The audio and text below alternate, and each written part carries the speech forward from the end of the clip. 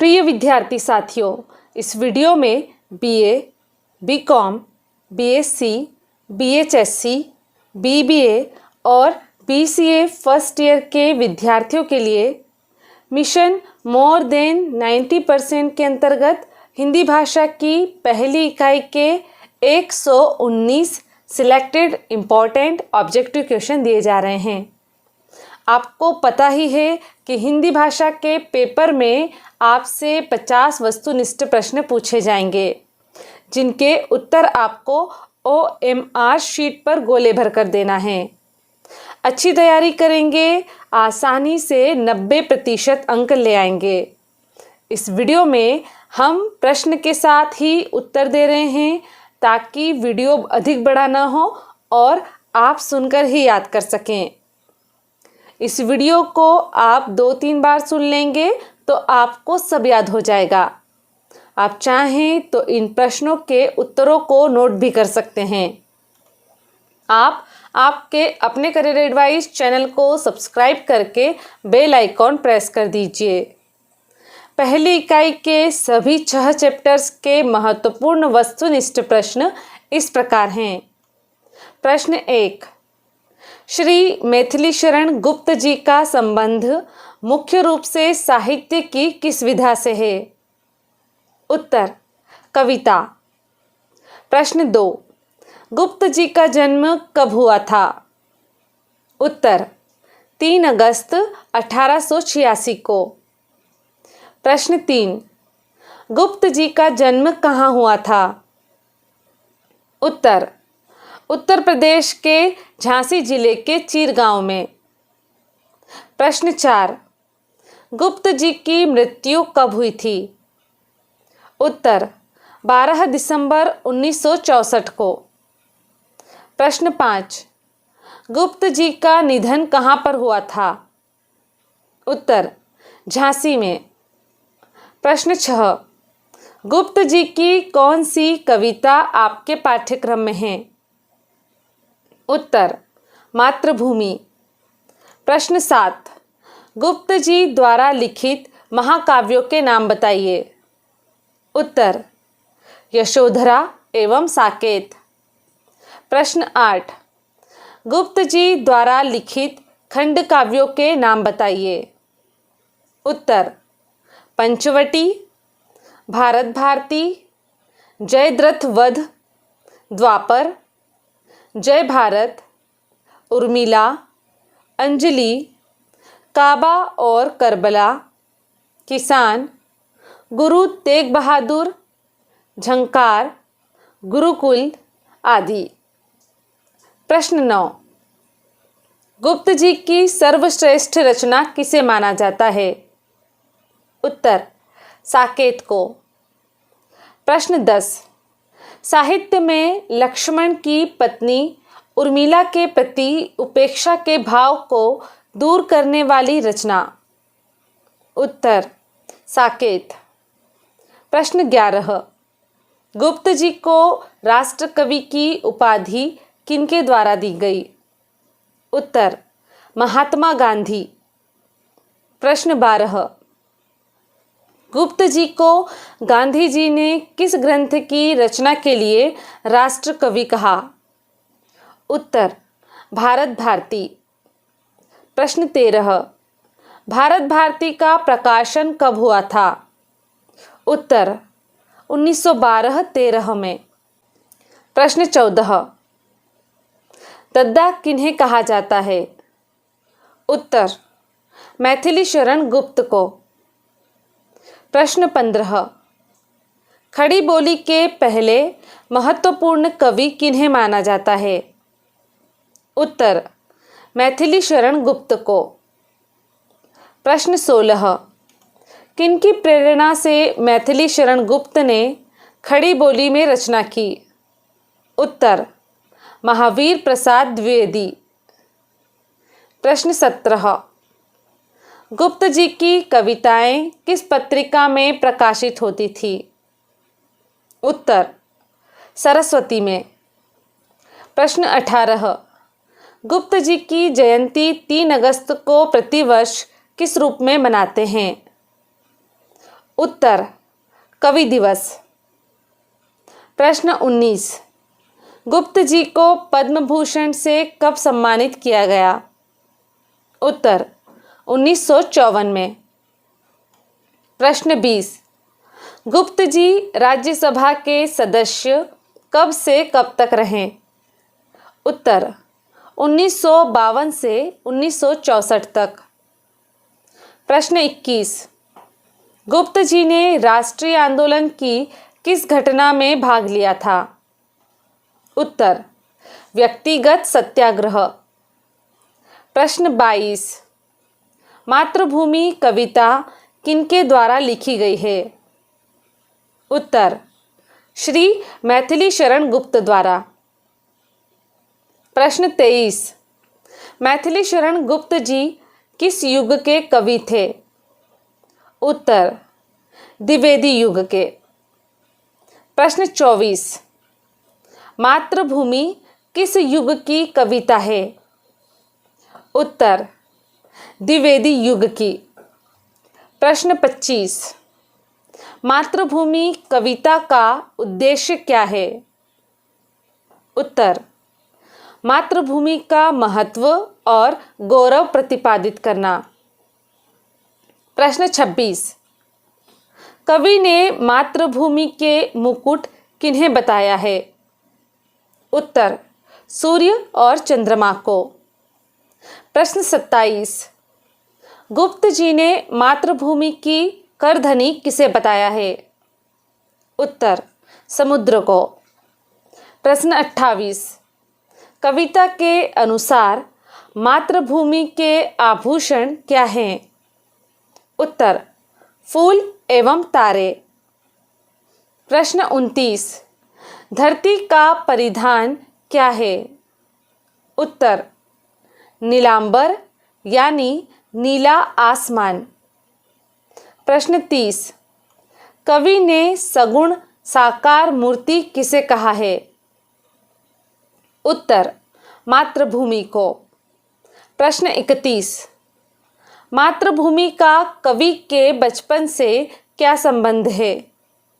उत्तर इसकी धूल में लोट लोट कर कवि बड़े हुए हैं। प्रश्न 32, कवि ने धूल भरे हीरे किन्हें कहा है? उत्तर शिशुओं को, क्योंकि वे धूल में खेलकर ही बड़े होते हैं। प्रश्न 33, कवि ने मातृभूमि के धूल में खेलकर बचपन में किनके समान सुख पाया? उत्तर परमहंस के समान। प्रश्न 34, यह कविता क्या प्रेरणा देती है? उत्तर मातृभूमि के लिए सर्वस्व समर्पण की प्रेरणा देती है। प्रश्न 35, मातृभूमि के स्तुति गान कौन गा रहा है? उत्तर पक्षी समूह। प्रश्न 36, भारतवासियों की देह किससे बनी हुई है? उत्तर मातृभूमि की मिट्टी से। प्रश्न 37, मातृभूमि के उपकार का मूल्य क्यों नहीं चुकाया जा सकता है? उत्तर मातृभूमि माँ के समान है, उसी से सब कुछ प्राप्त हुआ है और माँ की ममता का प्रत्युपकार नहीं किया जा सकता है। प्रश्न 38, हमें प्राप्त होने वाले सभी सुख किसकी देन है? उत्तर मातृभूमि की। प्रश्न 39, मातृभूमि किसकी सगुण मूर्ति है? उत्तर ईश्वर की। प्रश्न 40, मुंशी प्रेमचंद जी का जन्म कब हुआ था? उत्तर 31 जुलाई 1880 को। प्रश्न 41, प्रेमचंद जी का जन्म कहाँ हुआ था? उत्तर उत्तर प्रदेश के वाराणसी जिले के लम्ही ग्राम में। प्रश्न 42, प्रेमचंद जी की मृत्यु कब हुई थी? उत्तर 8 अक्टूबर 1936 को। प्रश्न 43, प्रेमचंद जी की मृत्यु कहाँ हुई थी? उत्तर, वाराणसी, उत्तर प्रदेश में। प्रश्न 44, प्रेमचंद जी का वास्तविक नाम क्या था? उत्तर, धनपत राय श्रीवास्तव। प्रश्न 45, प्रेमचंद जी को और किस नाम से जाना गया? उत्तर, नवाब राय। प्रश्न 46, प्रेमचंद जी की द्वितीय पत्नी का नाम क्या था? उत्तर, शिवरानी देवी जी। प्रश्न 47, प्रेमचंद जी के माता पिता का क्या नाम था? उत्तर, श्रीमती आनंदी देवी एवं मुंशी अजायब लाल। प्रश्न 48, प्रेमचंद जी के पुत्रों और पुत्री का नाम क्या था? उत्तर, श्रीपत राय, अमृत राय और कमला देवी। प्रश्न 49, प्रेमचंद जी की कौन सी रचना आपके पाठ्यक्रम में है? उत्तर, शतरंज के खिलाड़ी। प्रश्न 50, प्रेमचंद जी मुख्यतः साहित्य की किस विधा के लेखक थे? उत्तर, कहानी एवं उपन्यास। प्रश्न 51, उपन्यास सम्राट एवं कथा सम्राट किन्हें कहा गया? उत्तर, मुंशी प्रेमचंद जी को। प्रश्न 52, सरकारी सेवा में रहते हुए प्रेमचंद जी ने किस नाम से कहानी लेखन किया? उत्तर, नवाब राय। प्रश्न 53, प्रेमचंद जी द्वारा लिखे गए उपन्यासों के नाम बताइए। उत्तर, गोदान, गबन, कर्मभूमि, रंगभूमि, निर्मला, प्रतिज्ञा, प्रेमा, कायाकल्प, मंगलसूत्र, वरदान, सेवा सदन, प्रेमाश्रय, श्यामा, कृष्णा, प्रतापचंद्र आदि। प्रश्न 54, प्रेमचंद जी ने लगभग कितनी कहानियाँ लिखी? उत्तर, लगभग 300। प्रश्न 55, प्रेमचंद जी की कहानियों का संकलन किस नाम से हुआ? उत्तर, मानसरोवर, कुल 8 खंड। प्रश्न 56, प्रेमचंद जी द्वारा लिखे गए नाटकों के नाम बताइए। उत्तर, करबला, संग्राम एवं प्रेम की वेदी। प्रश्न 57, प्रेमचंद जी ने किन पत्रिकाओं का संपादन किया? उत्तर, मर्यादा, माधुरी, हंस एवं जागरण। प्रश्न 58, प्रेमचंद घर में नामक रचना किनने लिखी? उत्तर, उनकी पत्नी शिवरानी देवी ने। प्रश्न 59, प्रेमचंद जी के जीवन पर आधारित रचना कलम का सिपाही किनने लिखी? उत्तर, उनके पुत्र अमृत राय ने। प्रश्न 60, शतरंज के खिलाड़ी कहानी किनके द्वारा लिखी गई है? उत्तर, मुंशी प्रेमचंद। प्रश्न 61, शतरंज के खिलाड़ी कहानी में किस शहर का वर्णन है? उत्तर, लखनऊ का। प्रश्न 62, शतरंज के खिलाड़ी कहानी इतिहास के किस दौर का वर्णन करती है? उत्तर, 1857 की क्रांति के पूर्व के दौर का। प्रश्न 63, उस समय लखनऊ में किसका शासन था? उत्तर, नवाब वाजिद अली शाह का। प्रश्न 64, शतरंज के खिलाड़ी कहानी प्रेमचंद जी ने किस वर्ष लिखी है?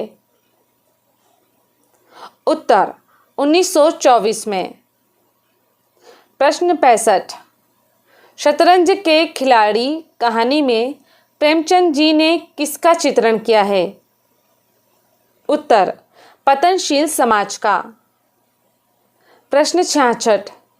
शतरंज के खिलाड़ी कहानी के मुख्य पात्र कौन हैं?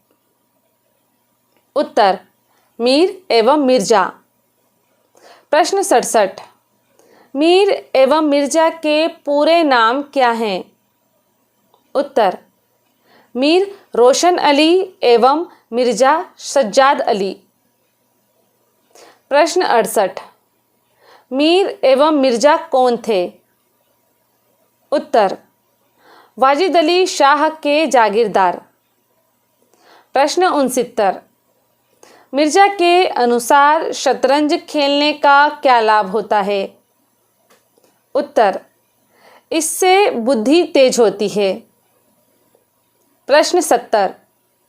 शतरंज के अलावा इस कहानी में किन खेलों का उल्लेख है? उत्तर ताश एवं गंजीफा। प्रश्न 71। शतरंज के खिलाड़ी कहानी के माध्यम से प्रेमचंद जी क्या संदेश देना चाहते थे? उत्तर मीर एवं मिर्जा जितना समय शतरंज खेलने में लगाते थे उतना देश सेवा में लगाते तो देश कभी गुलाम नहीं होता। प्रश्न 72। मीर एवं मिर्जा को धन कमाने की चिंता क्यों नहीं थी? उत्तर क्योंकि दोनों के पास जागीर थी। प्रश्न 73। नौकर चाकर शतरंज खेल को मनहूस क्यों कहते थे? उत्तर क्योंकि यह घर को तबाह कर देता है। प्रश्न 74। मिर्जा की बेगम का शतरंज खेल के प्रति क्या दृष्टिकोण था? उत्तर वह इससे द्वेष करती थी। प्रश्न 75। बेगम के सिर में दर्द होने पर भी मिर्जा घर क्यों नहीं गए? उत्तर क्योंकि वे शतरंज खेल रहे थे। प्रश्न 76। मीर साहब के घर किसके आने पर वो डर गए थे? उत्तर बादशाही फौज के अफसर के आने पर। प्रश्न 77। बादशाही फौज का अफसर क्यों आया था? उत्तर सेना में भर्ती करने के लिए। प्रश्न 78। व्यवधान से बचने के लिए घर के स्थान पर कहाँ शतरंज खेलने का निर्णय लिया गया? उत्तर गोमती नदी के तट पर। प्रश्न 79। कहानी शतरंज के खिलाड़ी में प्रजा और राजा की स्थिति किस प्रकार की दर्शाई गई है? उत्तर दुख से भरी। प्रश्न 80। मिर्जा के चरित्र की क्या विशेषताएं थी? उत्तर कायर, संवेदनहीन, स्वार्थी, झूठा, शान बताने वाला। प्रश्न 81। मीर के चरित्र की क्या विशेषताएं थी? उत्तर कायर, विलासी, झूठी शान वाला, बेईमान, डरपोक। प्रश्न 82। शरद जोशी जी का संबंध मुख्य रूप से साहित्य की किस विधा से है? उत्तर व्यंग लेखन। प्रश्न 83। शरद जोशी जी का जन्म कब हुआ था? उत्तर 21 मई 1931 को। प्रश्न 84। शरद जोशी जी का जन्म कहाँ हुआ था? उत्तर उज्जैन, मध्य प्रदेश में। प्रश्न 85। शरद जोशी जी की मृत्यु कब हुई थी? उत्तर 5 सितंबर 1991 को। प्रश्न 86। शरद जोशी जी का निधन कहाँ पर हुआ था? उत्तर मुंबई में। प्रश्न 87, शरद जोशी जी की धर्मपत्नी का नाम क्या था? उत्तर इरफान सिद्दीकी। प्रश्न 88, शरद जोशी जी के माता पिता का क्या नाम था? उत्तर श्रीमती शांति जोशी एवं श्रीनिवास जोशी। प्रश्न 89, शरद जोशी जी ने सर्वप्रथम किस समाचार पत्र के लिए व्यंग्य लेखन किया? उत्तर नई दुनिया। प्रश्न 90, शरद जी ने नई दुनिया के लिए कब से कब तक कार्य किया? उत्तर 1951 से 1956 तक। प्रश्न 91, शरद जोशी जी की कौन सी व्यंग्य रचना आपके पाठ्यक्रम में है? उत्तर जीप पर सवार इल्लियां। प्रश्न 92, शरद जी किस समाचार पत्र के लिए प्रतिदिन शीर्षक से व्यंग्य लिखते थे? उत्तर नवभारत टाइम्स। प्रश्न 93, शरद जोशी जी द्वारा लिखित प्रमुख व्यंग्य संग्रहों के नाम बताइए। उत्तर किसी बहाने, परिक्रमा, जीप पर सवार इल्लियां, तिलिस्म, दूसरी सतह, रहा किनारे बैठ, यथासंभव, हम भ्रष्टन के भ्रष्ट हमारे, रहा किनारे बैठ आदि। प्रश्न 94, शरद जोशी जी की कहानियों पर कौन सा धारावाहिक बनाया गया? उत्तर लापतागंज। प्रश्न 95, शरद जोशी जी ने किन फिल्मों के लिए कहानियां लिखी हैं? उत्तर उत्सव, क्षितिज, सांझ को आज नहीं, गोधुली, छोटी सी बात आदि।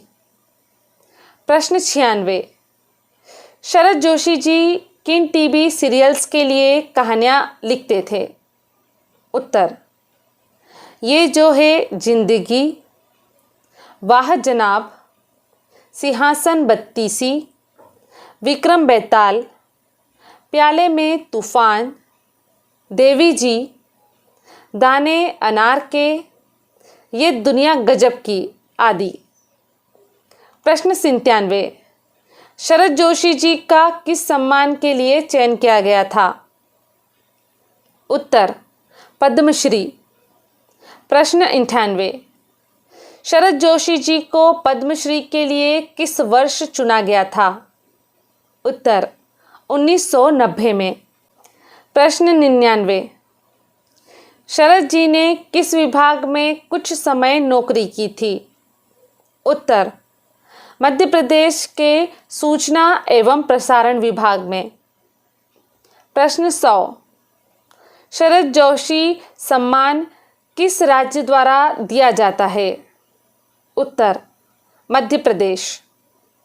प्रश्न 101, शरद जोशी जी का संबंध मुख्य रूप से साहित्य की किस विधा से है? उत्तर व्यंग्य लेखन। प्रश्न 102, जीप पर सवार इल्लियां किस प्रकार की रचना है? उत्तर व्यंग्य रचना। प्रश्न 103, जीप पर सवार इल्लियां के लेखक कौन हैं? उत्तर श्री शरद जोशी। प्रश्न 104, इस रचना में शरद जी ने किस पर व्यंग्य किया है? उत्तर भ्रष्ट और अकर्मण्य नौकरशाही तथा लाल फीताशाही पर। प्रश्न 105, अखबार में किसकी चर्चा हो रही थी और फोटो छप रही थी? उत्तर इल्लियों की। प्रश्न 106, अखबारों में किस फसल की चर्चा हो रही थी? उत्तर चने की, क्योंकि चने की फसल पर इल्लियां लग गई थी। प्रश्न 107, अखबार में इल्लियों की चर्चा का क्या परिणाम हुआ? उत्तर सरकार जाग गई। प्रश्न 108 अन्न की अधिष्ठात्री देवी किसे कहा गया? उत्तर ईला को। प्रश्न 109 लेखक ने इल्लियों को किसकी पुत्री बताया? उत्तर ईला की। प्रश्न 110 ईला का क्या अर्थ है? उत्तर पृथ्वी एवं अन्न उत्पन्न करने वाली देवी। इसका एक अर्थ आहार भी होता है। प्रश्न 111 अन्न की नष्टार्थी देवी किसे कहा गया है? उत्तर इल्ली को, क्योंकि यह फसल को खा जाती है। प्रश्न 112 खेत में इल्लियां लगने के क्या कारण थे? उत्तर खराब मौसम, अधिक वर्षा एवं अधिक ठंड। प्रश्न 113 किसान की घबराहट का कारण क्या था? उत्तर खेत जब्त होने की आशंका। प्रश्न 114 कृषि अधिकारी लेखक को कहाँ लेकर गए? उत्तर इल्ली उन्मूलन अभियान की प्रगति दिखाने। प्रश्न 115 लेखक के अनुसार एकाध मित्र कैसा होना चाहिए? उत्तर बुद्धिमान। प्रश्न 116 मुझे खेतों में अच्छा लगता है।